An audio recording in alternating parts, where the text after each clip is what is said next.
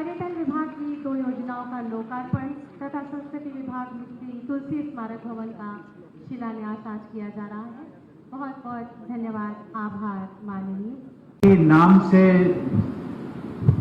चरितार्थ है राम कथा पार्क।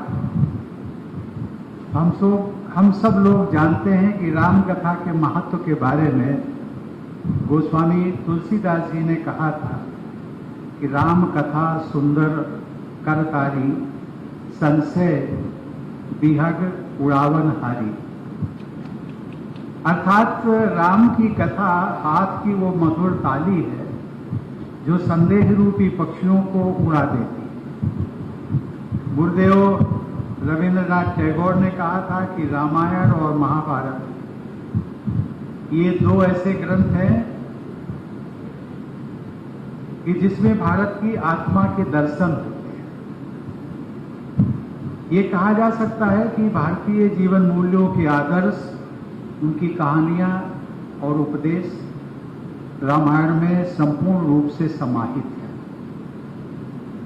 मेरा भी मानना है कि रामायण एक ऐसा विलक्षण ग्रंथ है जो राम कथा के माध्यम से विश्व समुदाय के समक्ष मानव जीवन के उच्च आदर्शों और मर्यादाओं को प्रस्तुत करता है।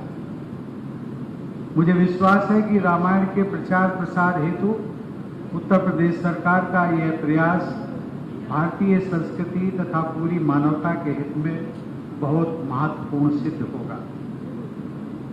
देवी और सज्जनों, ये अयोध्या नगरी प्रभु राम की जन्मभूमि और लीला भूमि तो है ही, बिना राम के इस नगरी की कल्पना करना भी असंभव है।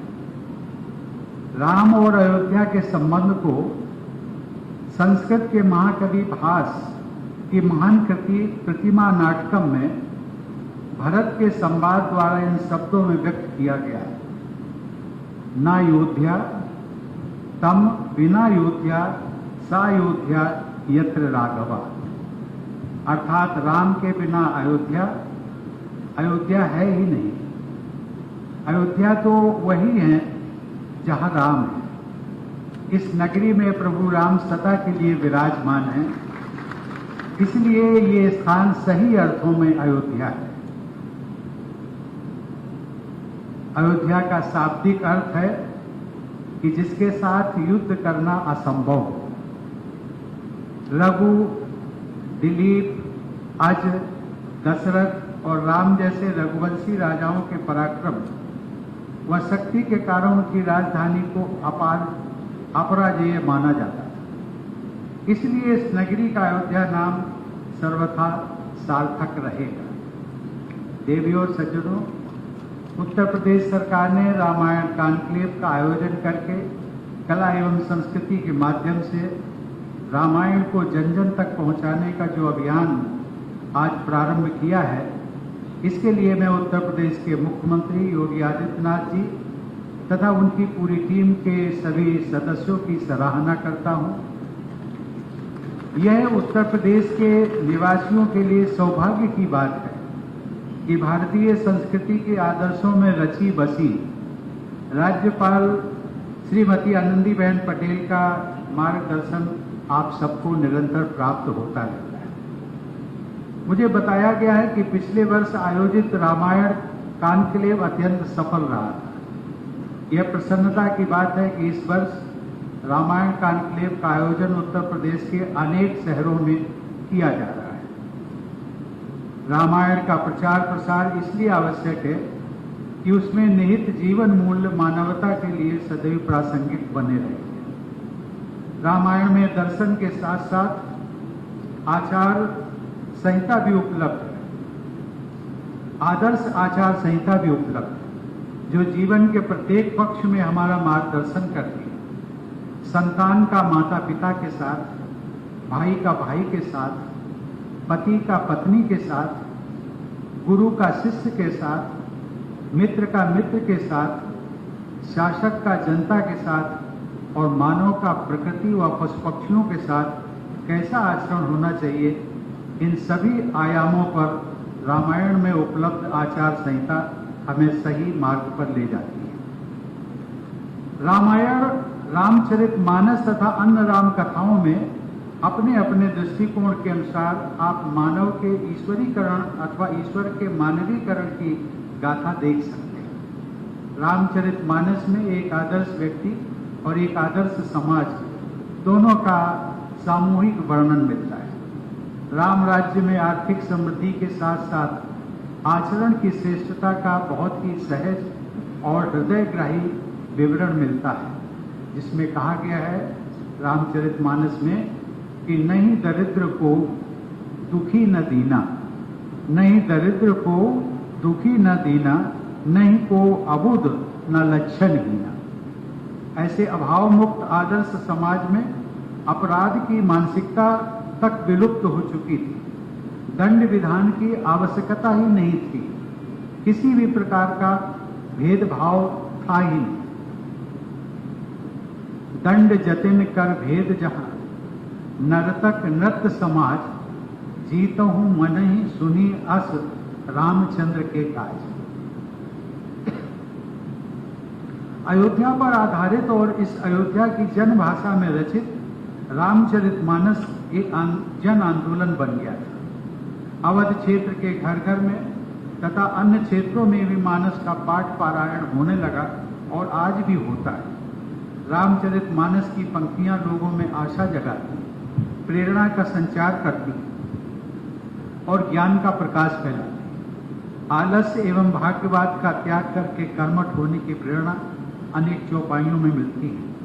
कादर मन कहूं एक अठारा, दैव दैव आलसी पुकारा।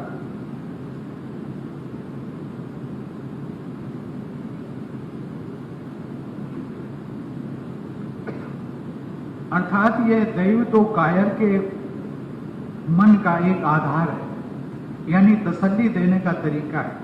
आलसी लोग ही भाग्य की दुहाई दिया करते हैं। ऐसी सूक्तियों के सहारे लोग जीवन में अपना रास्ता बनाते चलते हैं। देवियों और सज्जनों, सांस्कृतिक व धार्मिक पर्यटन को बढ़ावा देने और भारतीय संस्कृति के प्रति आकर्षण उत्पन्न करने की दृष्टि से आज का यह आयोजन बहुत ही महत्वपूर्ण है। भारत सरकार की स्वदेश दर्शन योजना के तहत विकसित हो रहे रामायण सर्किट से जुड़े प्रकल्पों का आज लोकार्पण हुआ है। इनसे पर्यटकों और श्रद्धालुओं को विभिन्न सुविधाएं उपलब्ध होंगी। आज तुलसी स्मारक भवन के विस्तार तथा नवीकरण कार्यों का शिलान्यास भी एक महत्वपूर्ण पहल है। मुझे बताया गया है कि इससे विश्व स्तर पर हो रहे रामायण एवं राम कथा से जुड़े शोध कार्यों में सहायता मिलेगी। साथ ही जन सामान्य को राम कथा से जोड़ने के कार्यक्रमों के लिए भी आधुनिक व्यवस्था की जाएगी। मुझे अवगत कराया गया है कि उत्तर प्रदेश सरकार द्वारा संचालित अयोध्या शोध संस्थान के तत्वाधान में एक बृहद विश्वकोश तैयार किया जा रहा है, जिसमें पूरी दुनिया में उपलब्ध रामायण व भारतीय संस्कृति से जुड़ी सामग्री का संकलन सुलभ रहेगा। यह भी प्रसन्नता की बात है कि तुलसी स्मारक भवन परिसर में विश्व के अनेक देशों में प्रचलित रामलीलाओं का अनवरत मंचन कराया जाता रहा है। इस क्रम में कोविड महामारी से व्यवधान पड़ा है, परंतु मुझे विश्वास है कि यह सराहनीय परंपरा जारी रहेगी। हमें विश्व समुदाय को, विशेषकर युवा पीढ़ी को राम कथा में निहित जीवन मूल्यों से जोड़ना है। प्रिय राम कथा प्रेमियों, आदिकवि वाल्मीकि ने राम की कथा को अपने काव्य में ऐसा जीवंत रूप दिया है कि वह सही अर्थों में राम का आयन अर्थात निवास ही है। रामायण में राम निवास करते हैं। इस अमर आदिकाव्य रामायण के विषय में स्वयं महर्षि वाल्मीकि ने कहा है कि यावत स्थास्यन्ते गिरया सरिश्चस महीतले तावद रामायण कथा लोकेषु प्राचरिष्यति। अर्थात जब तक पृथ्वी पर पर्वत और नदियां विद्यमान रहेंगे तब तक राम कथा लोकप्रिय बनी रहेगी। संस्कृत में रचित वाल्मीकि रामायण की कथा को बाद में अन्य कवियों ने अपनी अपनी कृतियों द्वारा जन सुलभ बनाया। राम कथा की लोकप्रियता भारत में ही नहीं बल्कि विश्वव्यापी है।